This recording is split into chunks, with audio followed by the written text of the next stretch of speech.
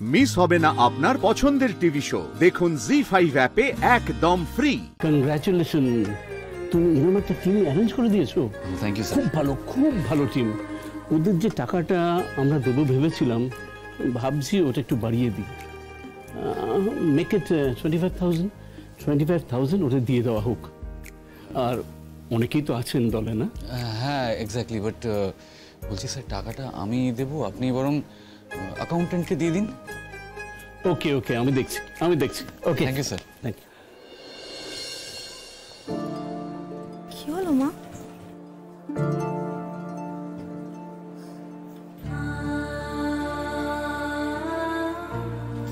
কি হয়েছে?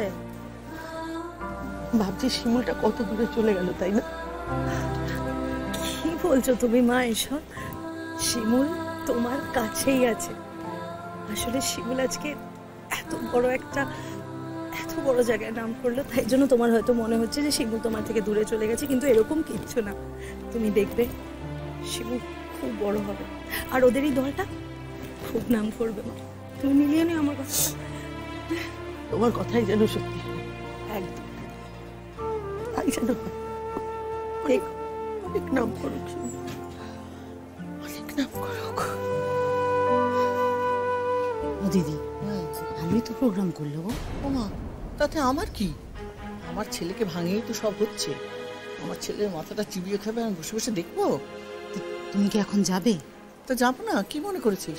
চল আমরা ওই দিনের মধ্যে যাই। শতদ্রু, ওরা এখন গ্রিন রুমে আছে, তুমি কি টাকাটা দিয়ে এসো।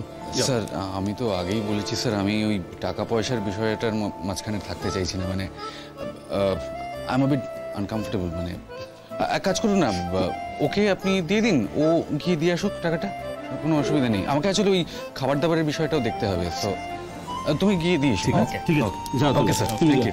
ওকে ওকে। ছবি তুলবে? হ্যাঁ। আচ্ছা।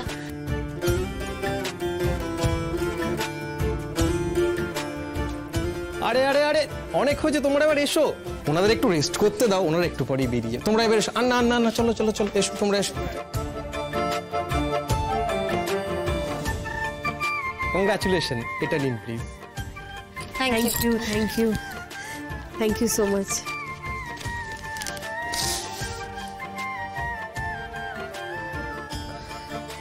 বলছি কিছু ভুল হচ্ছে বোধহয় আপনাদের। আমাদের সঙ্গে না 25,000 টাকার কথা হয়নি, 15,000 টাকার কথা হয়েছিল। না না না, স্যার খুব খুশি হয়েছেন আপনাদের প্রোগ্রামে, তাই উনি 10,000 টাকা বাড়িয়ে দিয়েছেন আপনাদেরকে। Thank you so much. Thank you Bipasha দি।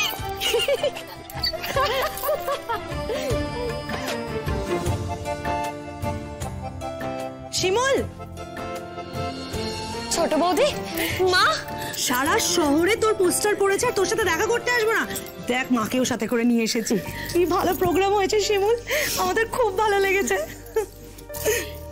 তোমার তার মার কথা মনে পড়ে না? সব মনে পড়ে কি আর মুখ ফুটে বলা যায় মা? ছোট বৌদি, মাসিমা, কতদিন পর দেখা হলো। কেমন লাগলো আমাদের অনুষ্ঠান? ভালো লেগেছে? হ্যাঁ, আচ্ছা লাগা না আপ লোগোं को? তোমার মেয়ে কিন্তু বড্ড অবাধ্য বলে দিলাম। কেন বলো তো?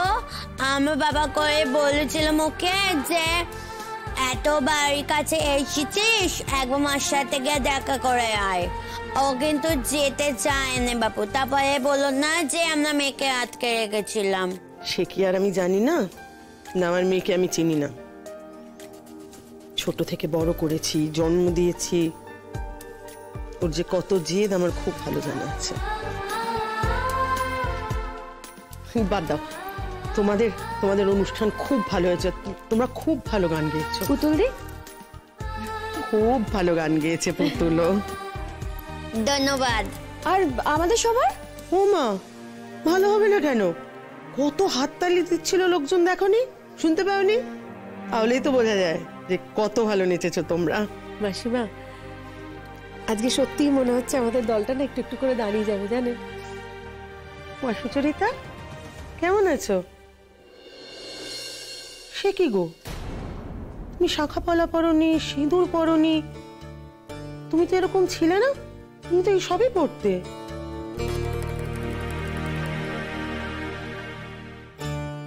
কি করেছো? মা কি বলছো বলো তো? যেটা জানো না সেটা নিয়ে কথা বলো না। তুমি জানো না কি হয়ে গেছে? কি হলো? वो इंद्रोदा और नहीं रहे, मारा গেছে।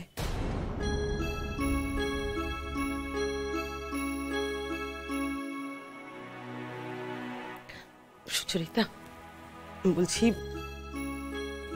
খুব বাজে কথা বলে ফেলেছি, আমাকে ভুল বুঝো না। হ্যাঁ, ভুল বুঝো না প্লিজ। আসলে আমি তো জানতাম না, কি করে বা জানবো বলো? শিমুল তো আর আমাদের ফোন করে কথা টথা বলে না, আমরা ফোন করলেও ধরে না, সেই জন্যই সরি। না না মাসিমা, আপনার কোনো দোষ নেই, আপনি কি করেই বা জানবেন? আর মায়েরা তো এরকম ভাবেই বলে, আমার মা থাকলেও হয়তো এই কথাগুলোই বলতো। মানে কি হয়েছিল গো? মানে আরেকটু চেষ্টা করলে কি? চেষ্টা করেছি মাসিমা, শেষ যে কদিন আমার কাছে এসেছিল, মানে ফিরে এসেছিল আমার কাছে, কিছু করতে পারিনি। ক্যান্সারের লাস্ট স্টেজ ছিল। কবে হলো ঘটনাটা? 3 দিন আগে। উমা, তাহলে তো তোমাদের এখন ওষুধ চলছে, এর মধ্যে তুমি এখানে গান? কি করতাম বলুন মাসিমা?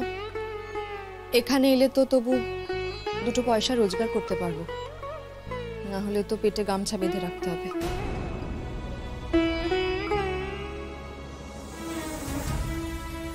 আপনাকে আর কি বলবো, এখন শ্বশুর বাড়িতে রয়েছি ঠিকই, তবে ছেলে চলে যাওয়ার পর থেকে আমাকে বাড়ি থেকে বের করে দেওয়ার জন্য সবাই উঠে পড়ে লেগেছে। এখনো পর্যন্ত ওই বাড়িতেই রয়েছি, ওরাই খাওয়াচ্ছে। জানি না সেটা কতদিন করবে। নিজের জন্য ভাবছি না মাসিমা, মেয়েটার কথা ভাবছি। মেয়েটা তো না খেতে পেয়ে কি করব, কালা ঔষধের মধ্যেও আমাকে এখানে আসতে হলো এইভাবে। যে চলে যাবার সে তো চলেই গেছে, তাকে তো আর 1000 চেষ্টা তো ফিরিয়ে আনতে পারবো না। তাই মেয়েটার মুখ চেয়ে, আর সব থেকে বড় কথা ওদের মুখ চেয়ে, কারণ এই অনুষ্ঠানটা তো অনেকদিন ধরেই ঠিক ছিল, আমি না এলে ওরা অনুষ্ঠানটা করতে পারতো না, তাই সবকিছু ভেবেই আসতে হয়েছে। ঠিকই বলেছ। আসলে কি বলতো, কথাটা না সংস্কারের বশে বলে ফেলেছি। সত্যিই তো, আমরা যদি নিজেরা নিজেদের না দেখি তাহলে কে দেখবে? কেউ তো সঙ্গ দেয় না বিপদের দিনে, আমরা শুধু মুখেই কথা বলি।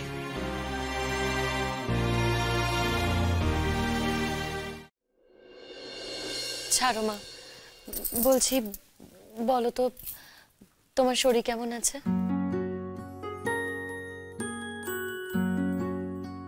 জি5 ডাউনলোড করুন আর সব এপিসোড দেখুন একদম ফ্রি।